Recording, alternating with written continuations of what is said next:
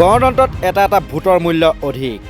ৰাইজৰ ভোটৰ পৰা গাঁও পঞ্চায়ত জিলা পৰিষদৰ পৰা আৰম্ভ কৰি বিধায়ক সাংসদ মন্ত্ৰী সকলো হৈ ৰাজভোগ কৰে। মুখ্যমন্ত্ৰী প্ৰধানমন্ত্ৰীৰ মালিকো সাধাৰণ জনতা। আপোনালোকে যাক বিচাৰে সি ৰাজ আসনত বহিব পাৰে। যদি আপোনালোকে বিচাৰে তেওঁলোক মাটিলৈ নামি আহিব। लोकतंत्र के अंदर ये वोट कोई सामान्य चीज नहीं है, ये वोट कोई छोटी चीज नहीं है। आप वोट देते हैं तो गांव का सरपंच बनता है, आप वोट देते हैं तो जिला पंचायत का सदस्य बनता है, आप वोट देते हैं तो विधायक बनता है, आप वोट देते हैं तो सांसद बनता है, मंत्री बनता है, मुख्यमंत्री बनता है, प्रधानमंत्री बनता है। लोकतंत्र के अंदर असली मालिक आप हैं। आप जिसको चाहते हैं वो सबसे बड़ी कुर्सी पर बैठता है और आप जिसको चाहते हैं वो जमीन पे आ जाता है।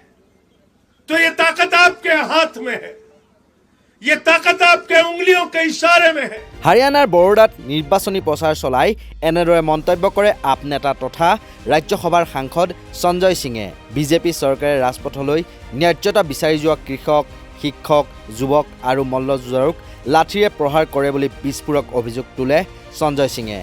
লাঠিৰে প্ৰহাৰ কৰা সকলক উত্তৰ দিয়াৰ এয়াই উপযুক্ত সময় বুলি দাবী কৰে সঞ্জয় সিঙে।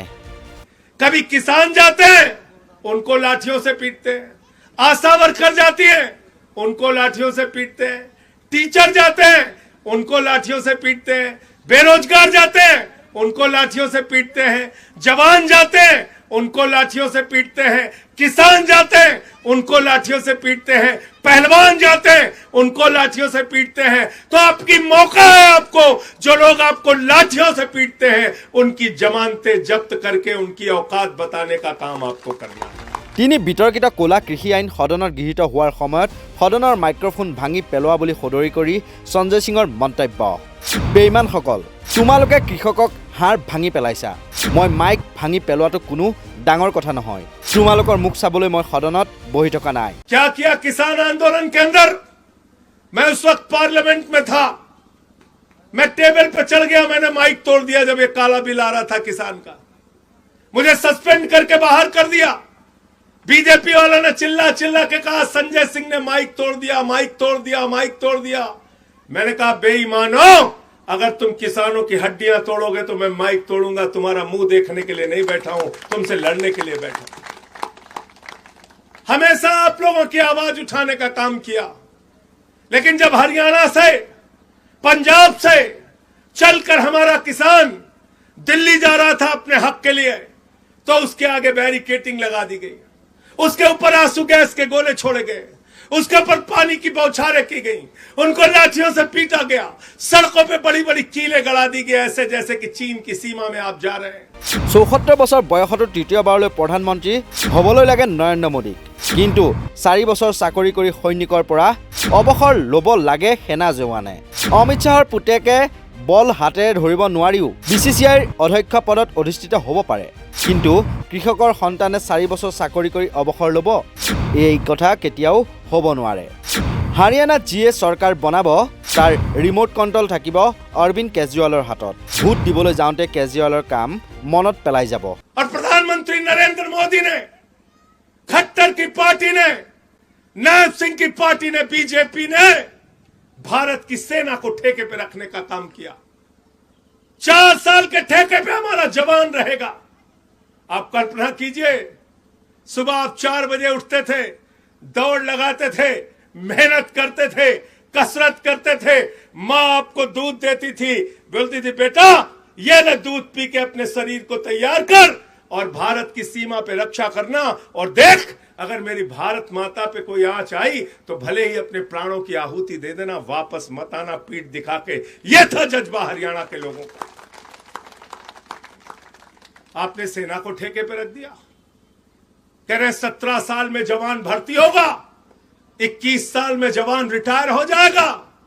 वाह रे नरेंद्र मोदी जी वाह, 74 साल की उम्र में आपको तीसरी बार प्रधानमंत्री बनना है और हरियाणा का नौजवान 4 साल में रिटायर हो जाएगा, यह व्यवस्था हमको मंजूर नहीं है। अमित शाह का बेटा जिसको बल्ला पकड़ना नहीं आता वह बीसीसीआई का चेयरमैन बनेगा और हमारे किसान का बेटा 4 साल में रिटायर हो जाएगा, यह व्यवस्था हमें मंजूर नहीं है। क्या राष्ट्रभक्ति?